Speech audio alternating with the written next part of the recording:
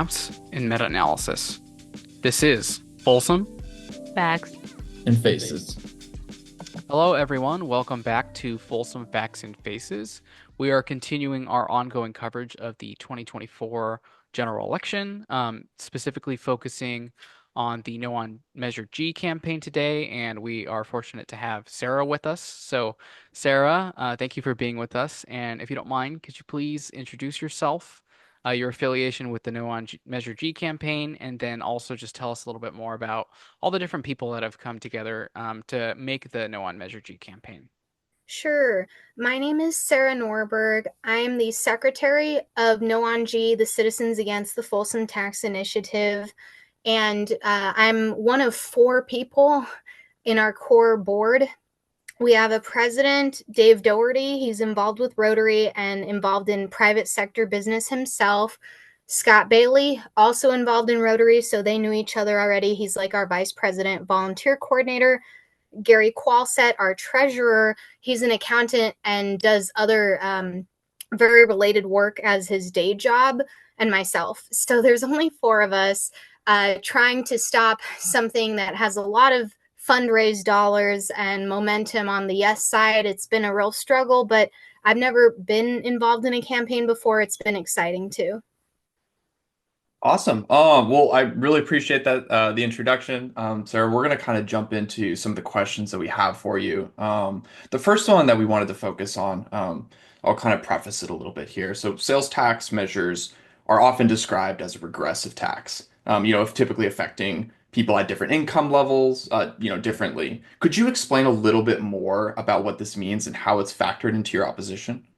Yes. So even though us core people in opposition are more conservative than not, we have a lot of support among progressive liberal people who oppose a significant increase in the sales tax because sales tax increases are regressive. And what that means is, yes, everyone has to pay 8.75% as the sales tax if this passes, but a low-income person like a retiree or fixed income, just lower income generally, feel the increase in the sales tax much more acutely than someone who's middle class and above. So that's what they mean by regressive. And I've always articulated that viewpoint, even though the bulk of my opposition is in other things, like I don't like a tax that passes with a simple majority. This one exploits a loophole and will pass with 50% plus 1. I feel like the 2/3 supermajority for tax increases should be preserved. That's why we have taxpayer groups supporting us, because they dislike the procedural shenanigan of getting around the 2/3 voter requirement. But yes, there are plenty of sign deliveries when I deliver a sign, and there's a Harris Waltz sign on the yard already. So it's not like only conservatives are against this tax increase. It's definitely bipartisan. One other aspect that you mentioned briefly, and I've seen a lot of, at least on the social media coverage, your campaign has made it a point to highlight that there is a fundraising disparity between the Yes on Measure G and No on Measure G campaigns.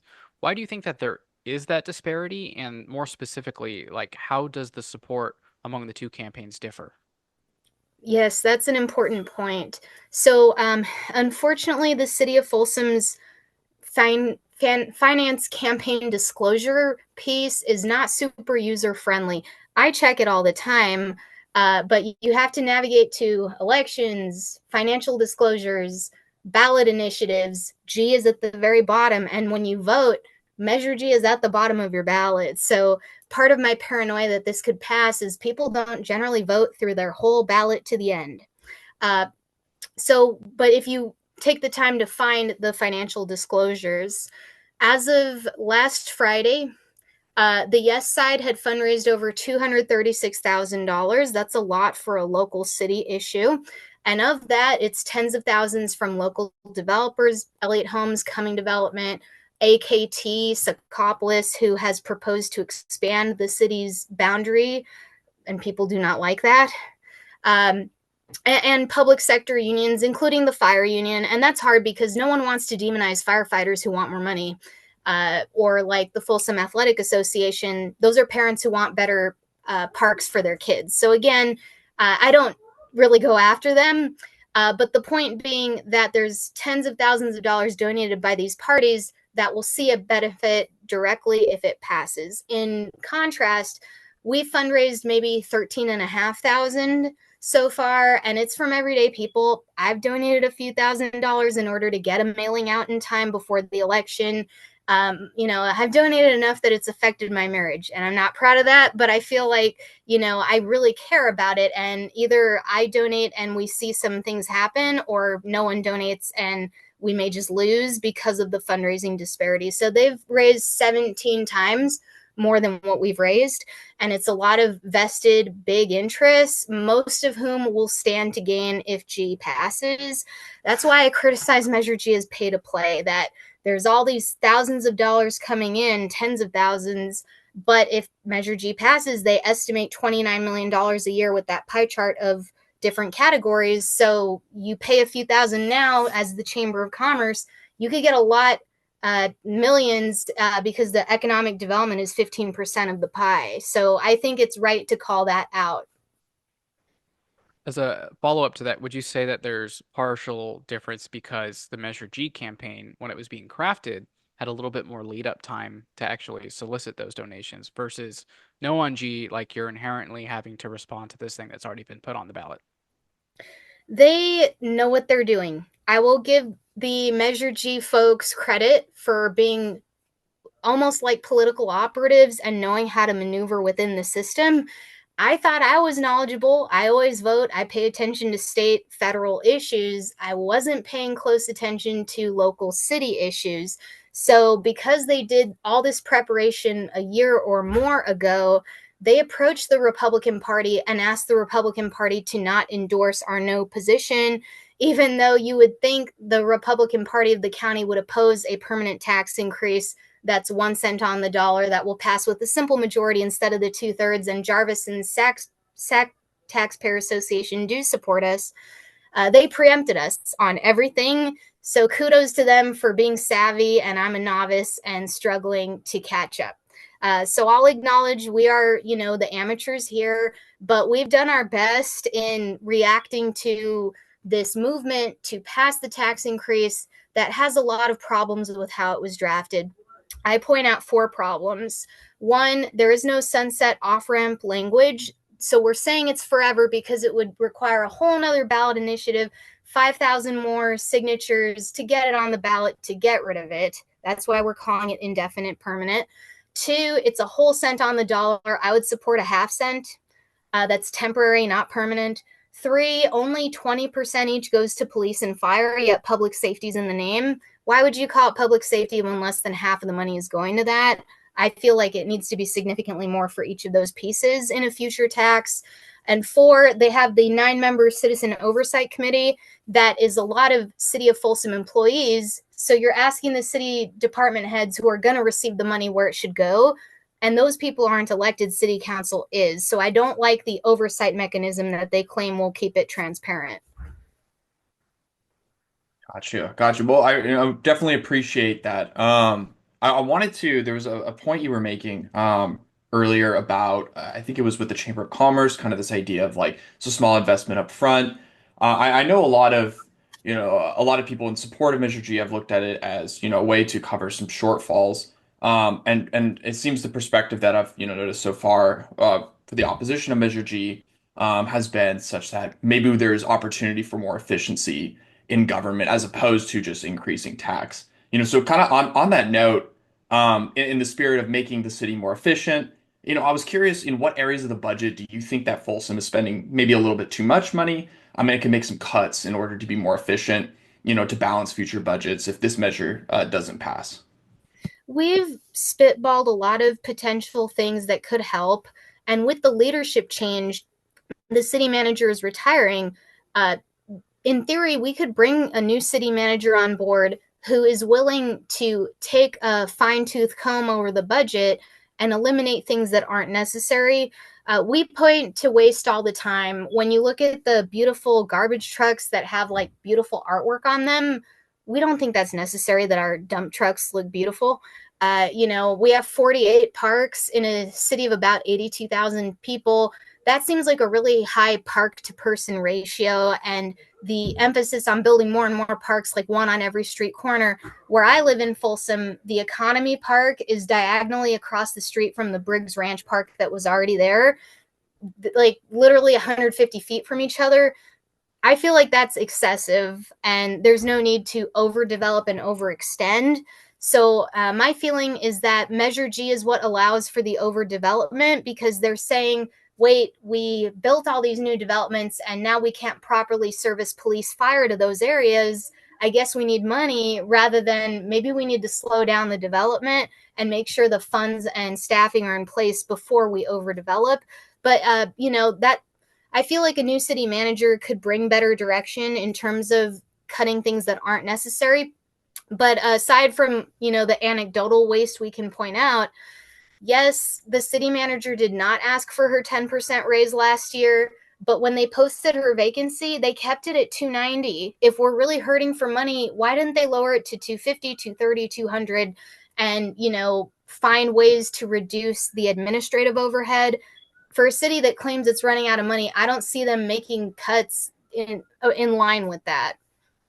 Okay. Yeah, I definitely hear, that for sure. And we were there last I think it was last year when that the raise was implemented on the city manager's salary. And I just want to make sure I summarize kind of your point correctly. The idea being that like there might be opportunity, for like a departmental deep dive to see where some things might be extraneous, right? Like the additional park maintenance and upkeep as one example, or maybe like decals, on the garbage trucks, that sort of thing. Are you hopeful that, the new city manager will, whenever they're, selected or rise to that position, are you hopeful that they'll take like spend some time in their in that first section of their, that position, really deep diving that as opposed to, increasing sales tax, for example? Ideally, yes. And hopefully it would be someone with more like private sector, keeping businesses afloat and making the cuts to keep something solvent type experience. Our president of No on G, Dave Doherty, has done those sort of difficult cuts that are unpopular but keep your business afloat. And so I feel like those tough decisions, they keep kicking the can down the road and not actually confronting the budget as it is. But not speaking as Measure G, speaking as a Folsom resident, this is my hometown. I support a more reasonable tax, a half cent on the dollar, 3 to 5 years, not permanent, higher allocation to police and fire, and some other oversight mechanism than the Citizen Oversight Committee. So I'm not a hardliner who will always vote no on taxes. I just think the way G was drafted has so many problems, and it reflects this wish list of we want 15% parks and trails. What if the Folsom residents only want 5%? You have to respond to what the people want, not your wish list as the people who came up with Measure G. Or, the higher percent for police fire, like I mentioned. 15% for economic development sounds like a Chamber of Commerce and developer giveaway to me. I would remove that. So not that I'm a dictator. It should be a collaborative thing where we have meetings and we decide, look, if Measure G doesn't get the support it needs to pass, let's have a whole nother citizen initiated effort for a temporary, not permanent tax increase. And that does more to address the police fire needs, things like that. All right, thank you. Going back just slightly, when you were talking about a new city manager that's coming in, it sounds like some of the opportunities with that are someone who could take a fresh look at the budget, maybe find some additional efficiencies, or even, be paid a slightly lesser salary than what was immediately from the predecessor. Do you view any other challenges with someone who's potentially coming in completely new to Folsom, taking on this role of being the city manager, and having to adapt to that position on the fly? Yes, and because the city council is going to have two vacancies and two new people, unless those new people have a more private sector knowing how to deal with budget background, we're trusting like a relatively new city council to screen and find the new city manager. So it would be helpful if the community could have a little more say, or maybe the business community could weigh in, because I don't have that private sector background to know what to look for in a new city manager myself. So the flux of having two vacancies on the council this November and needing a new city manager at the same time is not ideal. But the hope is that a new manager could look at the things that we're doing that we've always done that maybe aren't necessary and make those hard cuts that may not be so popular, but stave off the, structural deficit that they've been talking about. The structural deficit that's been referenced multiple times is not $29 million a year, and that's what Measure G is expected to bring in. So I feel like they're asking for too much. We could get by with the half cent, not the full cent, and it doesn't have to be indefinite. And with the change of the city management, I also think that with the right vision, in theory, you could avoid a tax cut entirely, but I, for one, am willing, or tax increase. I, for one, am willing to support the right tax increase. Awesome. Well, yeah, really appreciate that. And that structural deficit, it's something in the past that we took a look at. And I forget the exact number, and I Justin, you think it might was need like to. five. It was like 5 Yeah, million. something like Right. that. So it's a no, it's a very fair argument that I think you're presenting for that. Now I wanted to kind of talk a little bit about the No on G movement so far, since you've been very involved with it. Was curious, what's been some of the biggest challenges in spreading awareness for No on G? I mean, I think you did touch a little bit on this in regards to the difference in like funding and fundraising so far. But I was curious, a little bit of the additional challenges associated, and then, what kind of mediums of communication has been, the most and least successful in terms of reaching an audience. Sure. So I'm the only young person on the board. Everyone else is middle-aged and up. And so I've done most of the social media myself. But because I don't like toxic social media, I only had Facebook, LinkedIn, Nextdoor. I don't use X, Twitter. Uh, I sort of started TikTok. I'm not fond of it. I don't like the Instagram, the new social media of comparison of here's my beautiful life while you live an average sucky life is how it feels like on social media. So I thought, well, rather than really overextend myself and try to do Instagram for the first time, maybe I should just lean into what I'm good at, which is Facebook, Nextdoor. People barely use LinkedIn for stuff like this, and go heavily into that. And we're lucky that a lot of the main high propensity voters are middle aged and up and are active on Facebook. So it just worked out that the medium I use the most happens to be the most popular.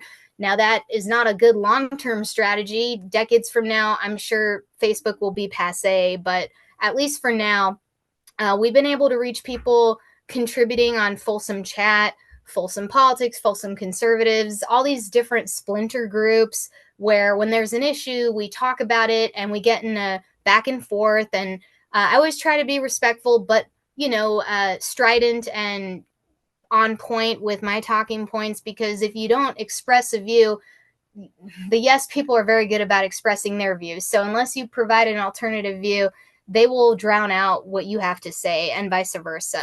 So I feel like Facebook has been helpful. I did put out a Google Voice number, and we've gotten a few text messages. I monitor the email. We get some emails. Really, most people interact with us by requesting a yard sign from our website. It's nofolsomtax.com, and then /volunteers, how you request your yard sign or get involved in other ways. That's been how most of the traffic has come in, and I deliver most of the signs myself. It's really nice to get to meet everyday people all over town. I've delivered south of 50. I've delivered to houses that have a Harris Walt sign, not just Trump Vance. So it's really bipartisan.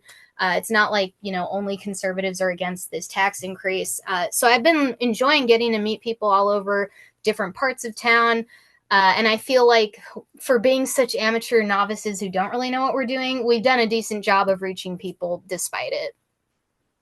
I don't know, absolutely, and I would agree, that I think the NOAA Measure G, despite that difference in funding, it's still something that like I personally been able to be aware about just driving around Folsom or online. And kind of on that note, I was curious, because I also will less participate more of just browse through like Folsom Chat, for example. And I was curious, on online discussions and online debates particularly, do you feel like there has been like fruitful debate, or would you categorize it more as like online banter sort of a thing? The quality is mixed. I mean, I feel like sometimes it's helpful to bring something to people's awareness, and if they have questions that are harsh, that's okay. Um, okay, take next door. I posted how I questioned the city manager. Look, I understand she did not ask for that 10% raise last year, but now she's retiring with this inflated salary. And when they posted her vacancy, they kept it at 290. And the public trust is not where it should be to support a tax increase. And why don't we charge the developers a premium to develop here, and the subtext being, therefore, we will develop less because if we make it expensive to develop here, we won't overdevelop like we've been doing, was my implication. So I asked her those tough questions, and I got a pushback, shame on you. And it's like, what do you mean, shame on me? I'm allowed to ask tough questions, and it was awkward to ask her to her face. This is a lot of salary for, how is it that you make more than the governor of California? It doesn't make a lot of sense to me. So, like there is a lot of good and bad faith debate. And my hope is that people can see through the bad faith aspects and see that transparency and accountability is important. And social media is how you reach people.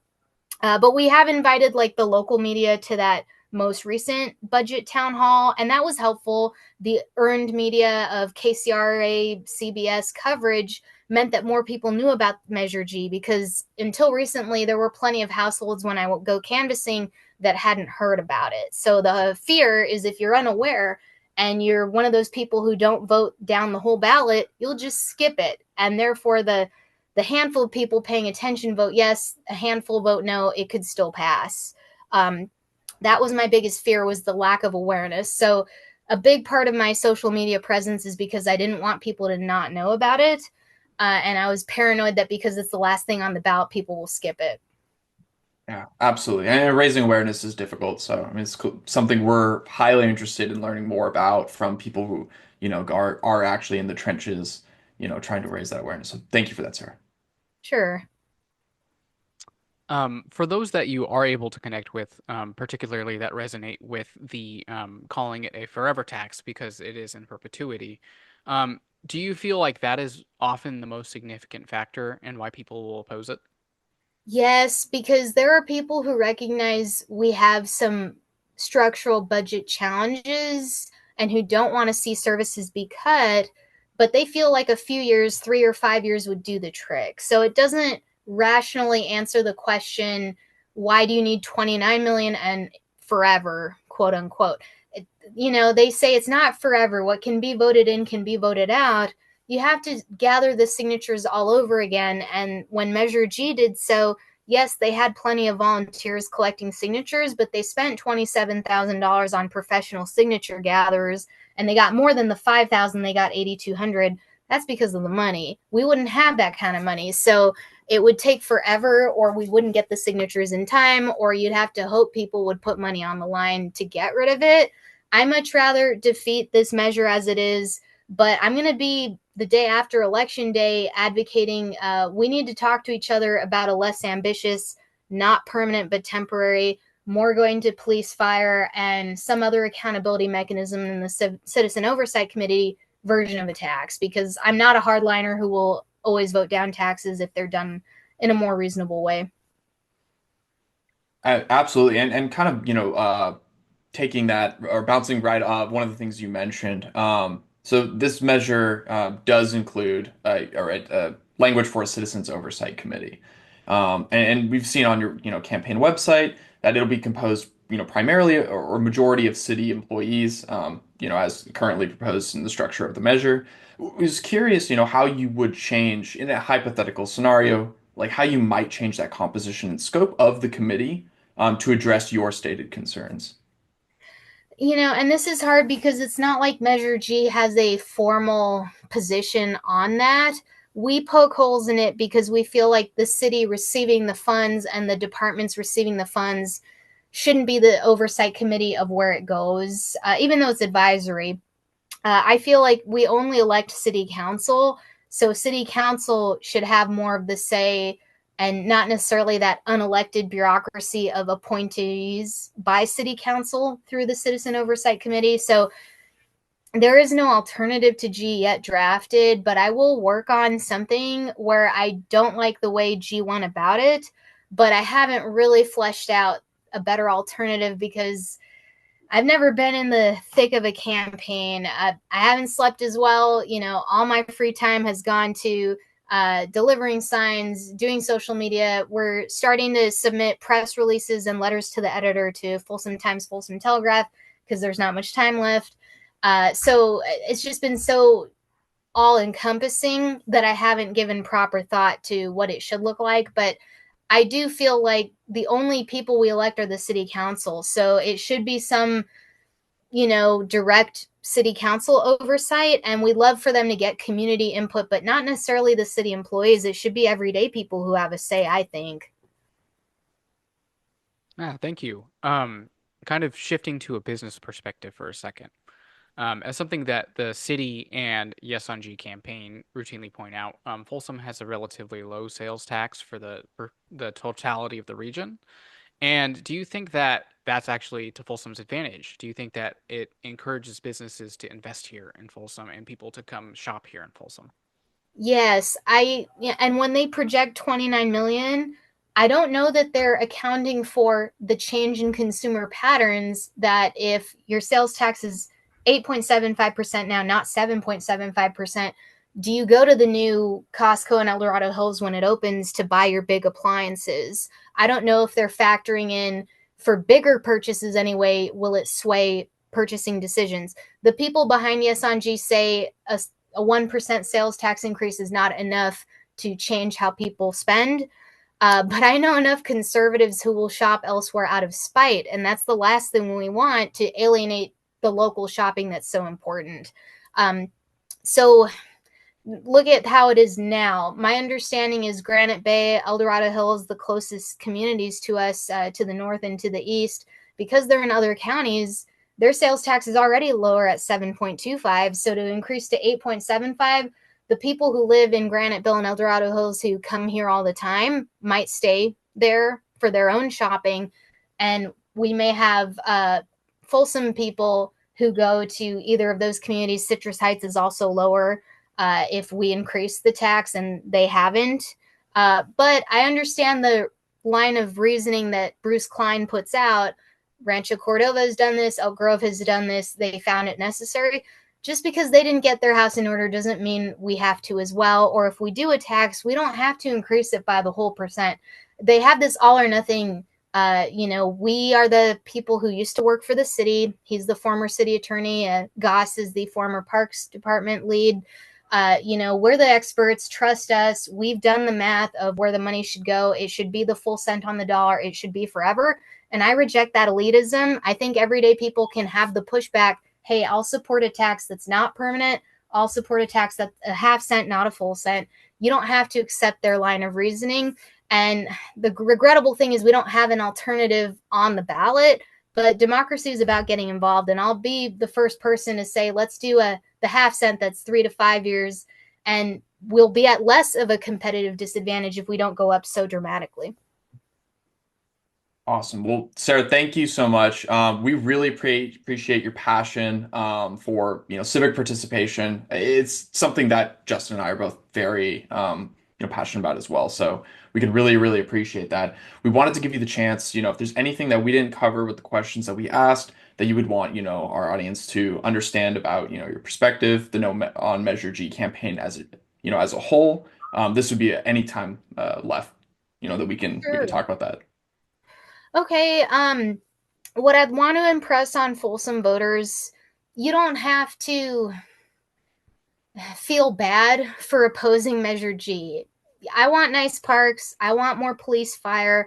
I want a lot of those same priorities. But the way G was constructed, it's like a wish list to major stakeholders as they foresaw it, and they have those discrete categories. When you ask Folsom residents, they did a survey a few years ago, and much more was police, fire, emergency prevention, like 67%, not 40. So when we've asked city residents, what do you want to spend money on? It's much more police fire. The parks and trails are less, but they're not gone. And I don't think economic development money for either the Chamber of Commerce or like developer incentives should be there at all. So we should have a more collaborative process, asking the Folsom residents to go to town halls to express, if there were a tax that's only half a cent, how do you want to see it divvied up? And my prediction is like 30% or more each police fire, because we love our local law enforcement and firefighters. So I do think like there's no need to demonize those stakeholders who are part of Measure G when they have valid concerns, but G is not the only way to solve these problems. I feel like 3 to 5 years is more reasonable. I think half a cent is more reasonable. The better law enforcement allocation is more reasonable. And the biggest thing of all of it is the funding disparity. It's felt like David versus Goliath, where they have big developers, they have the moneyed interests, they've sent multiple mailers. We got the money together for a single mailer. It's just going out now. And we're hoping we reach people in time. Some people have voted early already. So it's felt like a struggle the whole time, but it's worth it. It's been the most invigorating thing I've ever done to throw myself into a cause. And it won't be over, assuming G is passed or not. If it's not passed, I'm a problem solver who wants to see not a permanent, but a temporary sales tax. And I don't want to be one of those people who's like, you never tax me ever. That's probably not realistic. You know, we have to work with the situation on the ground. We have the room for changes with a new city manager. Maybe they can help us get a handle on these problems. And you don't have to accept the line of reasoning that if you don't support Measure G, you don't love our city. This is my hometown. I love it here. I work at the prison. I consider myself a Folsom person through and through. And I reject that line of reasoning. You can use your independent critical judgment. And if you agree with me that this is not the right way to go about it, vote no, and let's go back to the drawing board and start over again. Well, awesome. Thank you so much, Sarah, for joining us tonight, taking some time out of your busy campaign season. And thank you, everyone, for listening. And if you want to learn more about Measure G, we'll put the link to the campaign website in the description. Catch you next time.